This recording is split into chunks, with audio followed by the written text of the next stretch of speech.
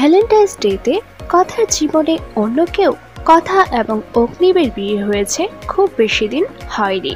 পরিবারের চাপে পড়ে বিয়ে করেছিল তারা, কিন্তু তাদের মধ্যে কখনোই তেমন কোনো প্রেমের সম্পর্ক তৈরি হয়নি।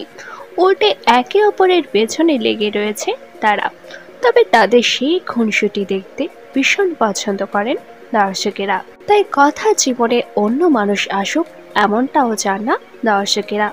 সম্প্রতি অগ্নিবের সমস্ত টাকা ফিরিয়ে দিতে চাইছিল কথা, তার জন্য জড়িবুটি যা বিক্রি করছিল সে, কিন্তু পরিবারের সকলে কথা সেই ব্যবসা বন্ধ করে দেয়।